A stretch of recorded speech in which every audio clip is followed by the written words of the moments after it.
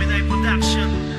Alam kong di naging madali ang aking desisyon, ngunit pinag-isipan kong mabuti ang aking tugon sa katanungan na kung bakit ta minahal. Samantalang dati ay kayang-kaya kong isandal ang aking ulo sa balikat mo nang di nahihiya. Subalit ngayon bago matulog utak ko'y napipiga. Saka iisip ko sa'yo ng madalas, parang adik na nag-aantay ng makakasession ko sa labas. Di ko akalain na mahuhulog ako sa'yo kung dati-rati araw-araw kanilang tinutukso sa akin, pero di ko yun pinapansin sa dahilan na akala ko'y nagbibiro ka rin. Ngayon aking isinumpa na kung magiging akin ka ay di ko hahayaan na maagaw ka pa ng iba. Sana ay ganun din ang iniisip mo para sa akin, pagkat di ko akalain na ibibigay ka sa akin ng Panginoon. Ngayon ay alam mo na kung ano ang nais sabihin ng pusong nabitin. Ikaw ang siyang nagpatibok at bumihag nito.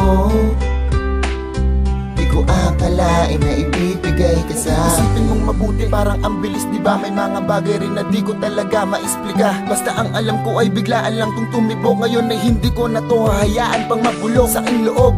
Kaya sa kanta ko na lang sasabihin pagkakaharap, kasi kita hirap akong aminin ang mga nararamdaman kong gustong kumawala, pero dahil pinipigilan ko'y kusang nawawala. Hayaan mo na ipadama ko sa'yong mahal kita. Huwag kang magpapadala sa sinasabi ng iba. Umabot man sa puntong mawala na ang lahat sa akin, ay ipaglalaban ko kung anong nasimulan natin. Basta ba mananatili ka lang sa aking tabi, wag ka nang iiwas. Nasasaktan kasi ako kapag nakikita ko na ikay lumalayo. Piling ko tuloy sa akin ikay nakikipaglaro. Ngayon ay alam mo na kung ano ang nais sabihin ng pusong nabitin. Ikaw ang siyang nagpatibok at bumihag nito.